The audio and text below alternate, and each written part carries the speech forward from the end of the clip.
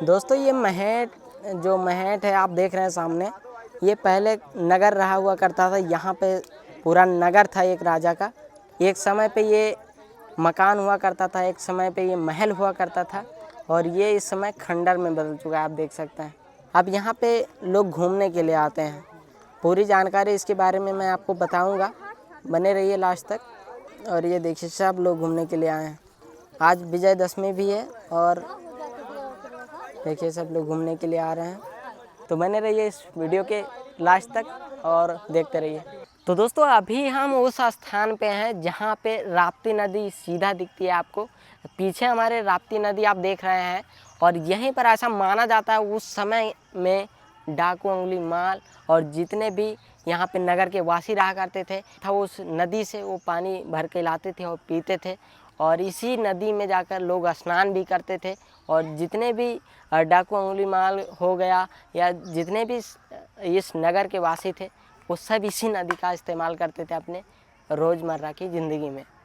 तो अभी आप पीछे देख रहे हैं जो वो राप्ती नदी है और जस्ट आप हमारे सामने देखेंगे और जस्ट आप यहाँ पे पीछे देखेंगे तो आप देखेंगे कि यहाँ पे एक जो खंडर टाइप का दिख रहा है, ये है एक नगर श्रावस्ती नगर, जो कि 2600 साल पुराना नगर था। और इस समय ये पूरा खंडर में तब्दील हो चुका है। उस समय ये पूरा महल हुआ करता था और उस समय पे यहाँ पे चहल पहल हुआ करती थी। राजा महाराजाओं के यहाँ पे दरबार लगते थे और यहाँ पे पूरा नगर चलता था और नगर में रहने वाले लोग यहाँ पे उस समय रहा करते रहे होंगे। और उस समय का जब वातावरण आपको याद जब आप करेंगे तो आपको एक अलग ही अनुभव होगा। वो अनुभव यहाँ पे आने के बाद भी आप प्राप्त कर सकते हैं। और जस्ट आप सामने देखेंगे तो वो है डाकू अंगुलीमाल का गुफा। ऐसा लोग कहते हैं कि डाकू अंगुलीमाल जो खूंखार डाकू था और उसने प्रतिज्ञा ली थी कि 1000 लोगों की मैं उंगलियां काट कर पहनूंगा। और ये प्रतिज्ञा उनके गुरु दक्षिणा के कारण ऐसा हुआ था। जहाँ पे वो अपने शिक्षा ग्रहण कर रहे थे वहीं पर ही उनसे कुछ लोग जलने लगे थे डाकू अंगुलीमाल से। और कुछ लोग जो जल रहे थे वो उनके गुरु से मिलकर उनके साथ छल किया।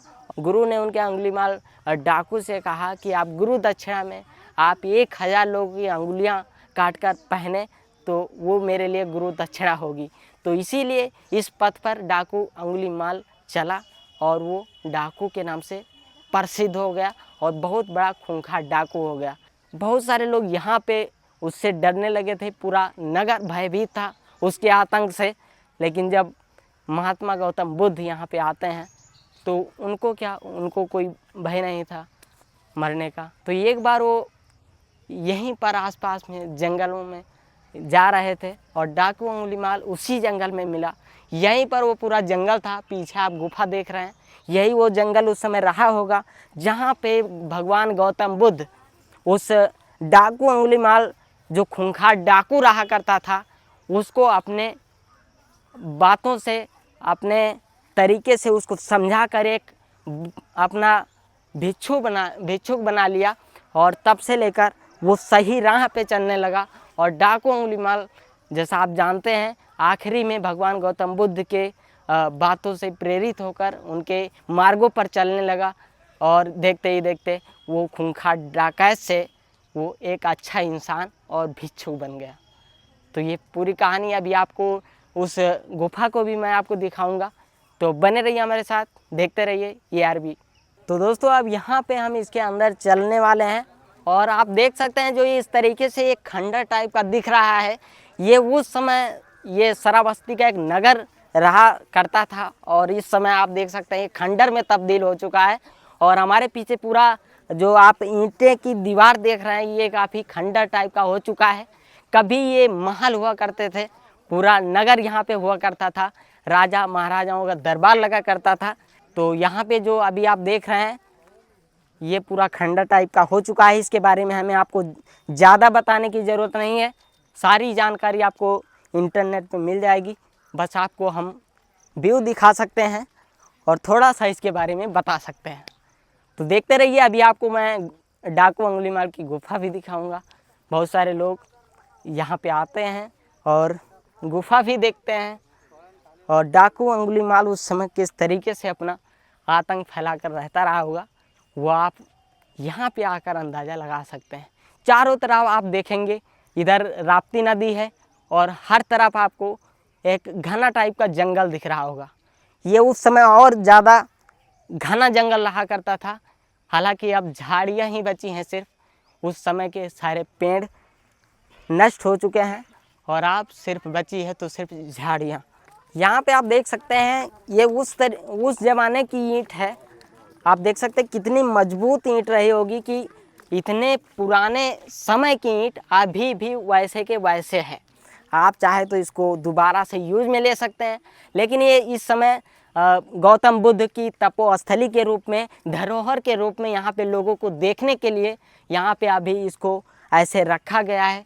इसमें कुछ ज़्यादा चेंजेस नहीं हुआ है। जैसे इसमें खुदाई के दौरान जो जो चीज़ें मिली हैं वो आपको आपके सामने दिखाई दे रही हैं। इस किस तरीके से ईंटों की दीवार अभी भी वैसे के वैसे बनी हुई है।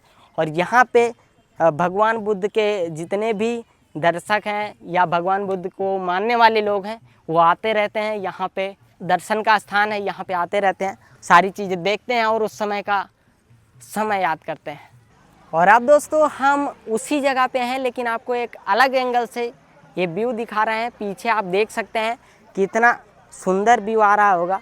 और यहाँ पे पूरा आप देख सकते हैं इस तरीके से इस समय कुछ खंडर है जो आपको दिखाई दे रहा है। हालांकि उसके ऊपर नहीं जाने दे रहे हैं, कुछ वजह से वो काफ़ी खंडर हो चुका है, इसलिए उसके अंदर नहीं जाने दे रहे हैं। लोग कहते हैं कि एक टाइम पे इस जो ये खंडर है इसके अंदर खजाना छुपाए जाते थे।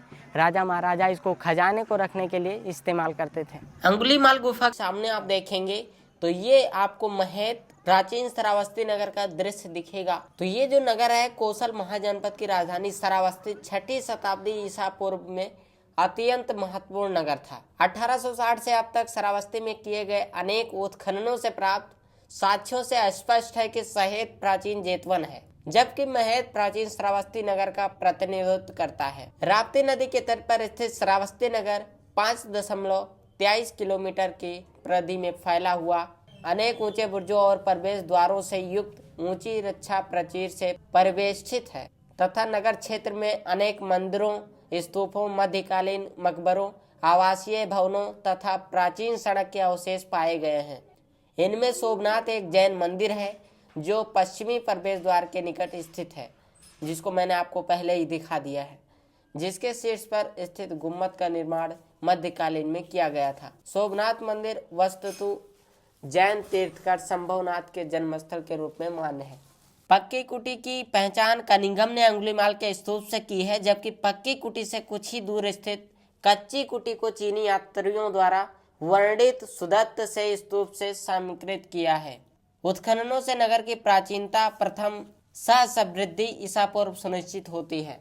श्रावस्ती के इस नगर के समीप स्थित ओढ़ाझार, पनियाझार तथा खड़ुआझार नाम के टीले हैं जो विविध विहारों एवं स्तूपों के प्रतिनिधित्व है, इसलिए गौतम बुद्ध की तपोस्थली का एक हिस्सा है।